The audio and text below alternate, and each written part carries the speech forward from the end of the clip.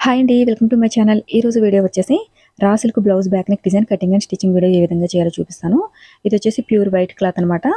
దీనికోసం lining cloth అలానే main fabric canvas paper తీసుకున్నాను. దీనికి సంబంధించిన మెజర్మెంట్స్ అన్ని కూడా నేను ఇక్కడ స్క్రీన్ మీద అయితే మెన్షన్ చేసేస్తున్నాను. నేను ఇక్కడ యూజ్ చేసిన మెటీరియల్ అలానే ఈ బ్లౌజ్ స్టిచ్చింగ్ ఛార్జెస్ మొత్తం డీటెయిల్స్ అన్ని కూడా నేను వీడియో మిడిల్లో అయితే మెన్షన్ చేస్తాను. వీడియోని ఎక్కడ కూడా స్కిప్ చేయకుండా చూడడానికి ట్రై చేయండి. ఇక్కడ నడుం దగ్గర మెజర్మెంట్స్ని అయితే మార్కింగ్ చేసేసుకుని ఇప్పుడు నెక్ మెజర్మెంట్స్ కోసం మార్కింగ్ చేసుకోవాలి.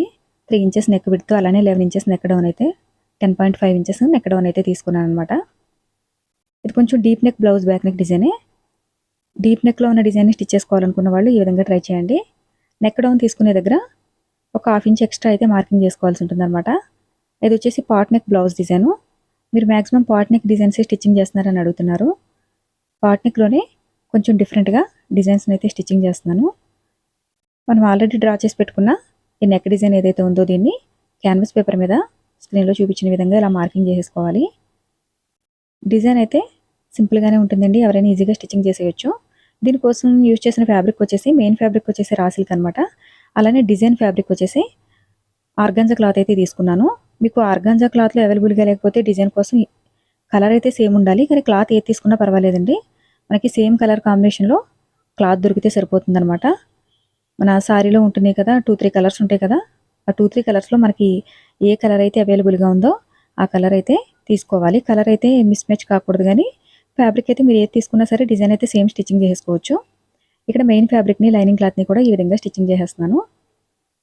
చాలామంది కామెంట్ సెక్షన్లో అడుగుతున్నారు కదా, బ్యాక్ పార్ట్ మొత్తం కూడా మీరు క్యాన్వాస్ పేపర్ని ఎందుకు యూజ్ చేస్తున్నారని చెప్పేసి. డిజైన్ మనకి పర్ఫెక్ట్గా రావడం కోసం అని చెప్పేసి ఓన్లీ నేను యూజ్ చేస్తున్నానండి. అలానే క్యాన్వాస్ పేపర్ ఎంత తీసుకోవాలి బ్యాక్ పార్ట్ అని అడుగుతున్నారు. మనం బ్యాక్ పార్ట్ కటింగ్ చేసుకున్న దానికి ఈక్వల్గానే తీసుకోవాల్సి ఉంటుంది.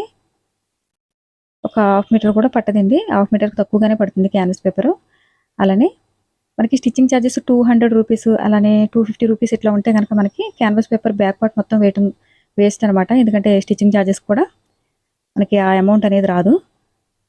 మీకు 400 నుంచి 500 ఆ కాస్ట్లో ఉంటే మాత్రమే క్యాన్వాస్ పేపర్ని వేయండి, లేకపోతే కనుక అనవసరం. డైరెక్ట్గా స్టిచ్చింగ్ చేసేయచ్చు. కొంచెం డిజైన్లో తేడా ఉన్నా సరే స్టిచ్చింగ్ చేసుకోవచ్చు, కానీ నెక్ దగ్గర మాత్రం కంపల్సరీగా క్యాన్వాస్ పేపర్ అయితే యూజ్ చేయాల్సి ఉంటుంది. స్టిచ్చింగ్ ఛార్జెస్ ఒక్కసారిగా పెంచేయకుండా ఒక 50 రూపీస్ అట్లా 6 మంత్స్కి ఒకసారి ఆ విధంగా పెంచుకుంటే మీకు మీ ఏరియాని బట్టి పెంచుకోవాల్సి ఉంటుంది. అలా అని చెప్పి సిటీలో ఇచ్చినట్టుగా కాస్ట్ అయితే మనకి విలేజెస్లో ఇవ్వరు కదా, కొంచెం చూసి తీసుకోవాల్సి ఉంటుంది అనమాట. అందుకే మీరు యూజ్ చేసే మెటీరియల్ కూడా 2-3 క్వాలిటీస్ అయితే ఉంటాయి. క్యాన్వాస్ పేపర్లో కూడా మనకి ఫస్ట్ క్వాలిటీ వచ్చేసి 40 రూపీస్ 50 రూపీస్ అట్లా ఉంటుంది. సెకండ్ క్వాలిటీ వచ్చేసి ఒక 10 రూపీస్ తక్కువగానే ఉంటుంది. మీరు యూజ్ చేసే మెటీరియల్ కూడా మీకు ఇచ్చే స్టిచ్చింగ్ ఛార్జెస్ మీద డిపెండ్ చేసుకుని యూజ్ చేయాల్సి ఉంటుంది అనమాట. ఇక్కడ స్టిచ్చింగ్ ఛార్జెస్లో లైనింగ్ క్లాత్ అలానే యూజ్ చేసే మెటీరియల్ కూడా కలిపి చెప్తున్నారని కామెంట్ చేశారు. లేదండి, లైనింగ్ క్లాత్కి సపరేట్గా తీసుకోవాల్సి ఉంటుంది. అలానే మనం యూజ్ చేసిన రెడీమేడ్ హ్యాంగింగ్స్ కానీ బీడ్స్ కానీ వీటన్నిటికీ కూడా సపరేట్గా తీసుకోవాల్సి ఉంటుంది. ఒకవేళ కస్టమర్ లైనింగ్ క్లాత్ ఇచ్చేస్తే కనుక ప్రాబ్లం లేదు, మనల్ని వేయమంటే కనుక వీటన్నిటికీ కూడా సపరేట్గా స్టిచ్చింగ్ ఛార్జెస్ వేయాలన్నమాట. ఇవన్నీ కూడా సిటీస్లో తీసుకునే రేట్ అనమాట నేను చెప్పేది. 450 నుంచి 500, 600, 700 కూడా తీసుకుంటున్నారు కొన్ని చోట్ల షాప్స్లో అయితే. కానీ మనకి యావరేజ్గా 400 నుంచి 500 రూపీస్ అయితే లైనింగ్ బ్లౌజ్ ఈజీగా తీసుకుంటారు. ఈ విధంగా బ్యాక్ పార్ట్ని అయితే స్టిచ్చింగ్ చేసుకున్న తర్వాత డాట్స్ అయితే వేసేసుకోవాల్సి ఉంటుంది.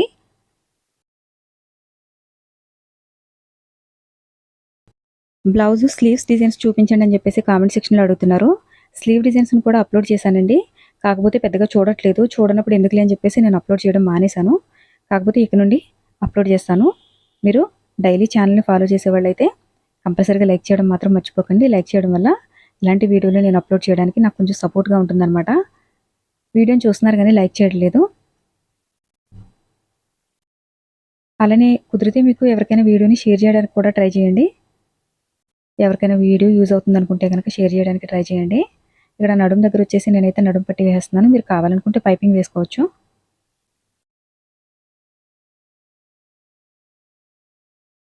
ఈ డిజైన్ కోసం యూజ్ చేసిన ఫ్యాబ్రిక్ ఆర్గాంజా అలాగే రా సిల్క్ అనమాట.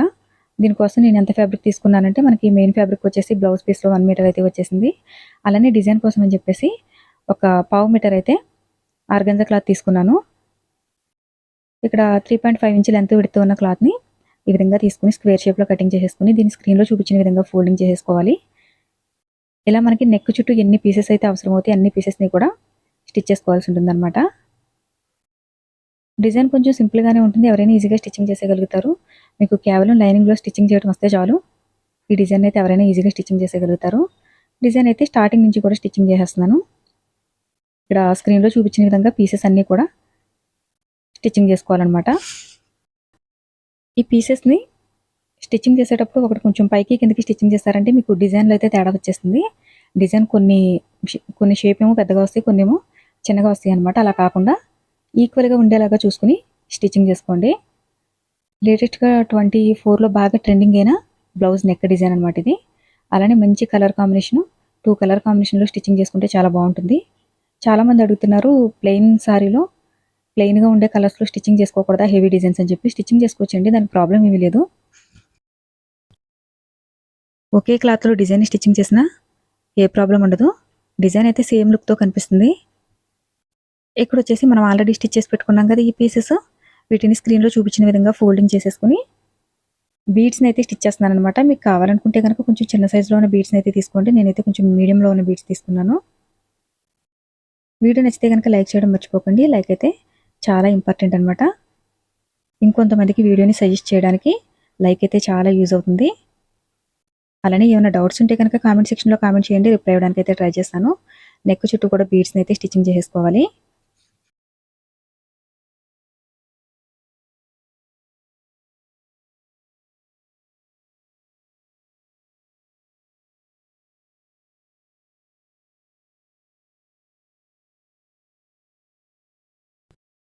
ఇలా కంప్లీట్గా నెక్ చుట్టూ కూడా బీడ్స్ని అయితే స్టిచ్చింగ్ చేసేసుకున్న తర్వాత ఇక్కడ 4 ఇంచెస్ విడ్త్లో ఉన్న క్లాత్ని అయితే కటింగ్ చేసేసుకున్నాను. ఇది స్ట్రైట్గా కటింగ్ చేసిన క్లాత్ అనమాట.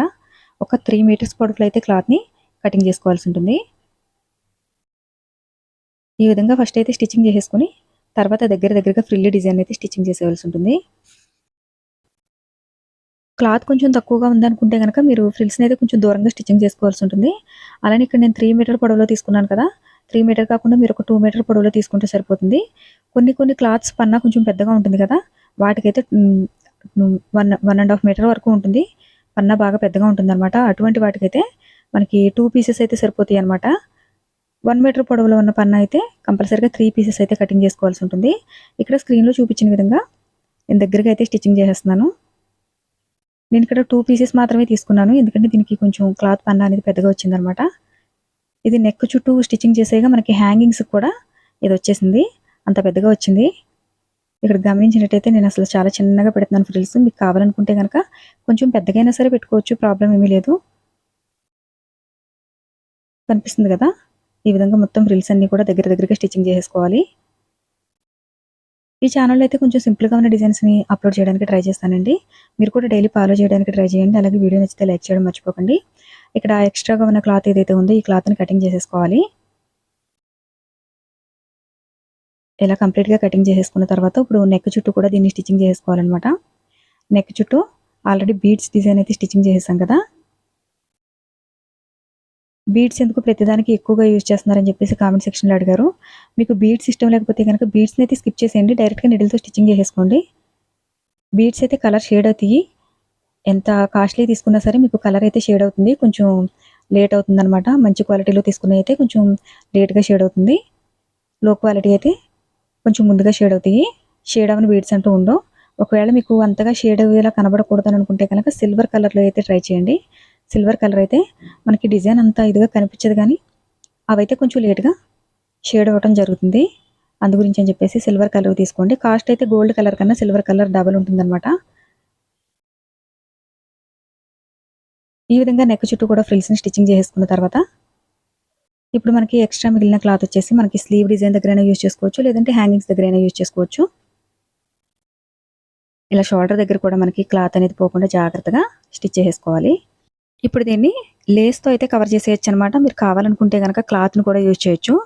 క్రాస్గా కటింగ్ చేసిన వైట్ కలర్ క్లాత్ని తీసుకుని స్టిచ్చెస్ బయటకు కనపడకుండా, ఈ థ్రెడ్స్ ఇవి కూడా బయటకు కనపడకుండా నీట్గా స్టిచ్చింగ్ చేసేసుకోవచ్చు.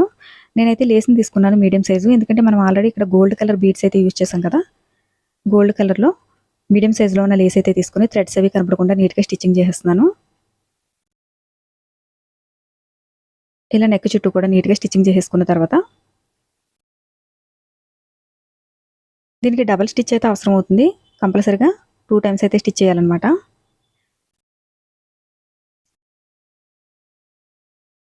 ఇలా కంప్లీట్‌గా డిజైన్ మొత్తం కూడా స్టిచ్చింగ్ చేసేసిన తర్వాత ఇప్పుడు హ్యాంగింగ్స్ డిజైన్ కోసం అని చెప్పేసి స్క్రీన్‌లో కనిపిస్తుంది కదా!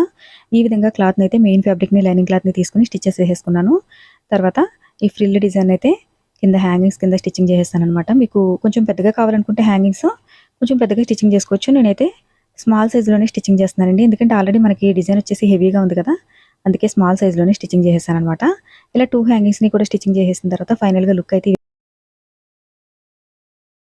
వీడియో నచ్చితే లైక్ చేయండి, షేర్ చేయండి. Thanks for watching.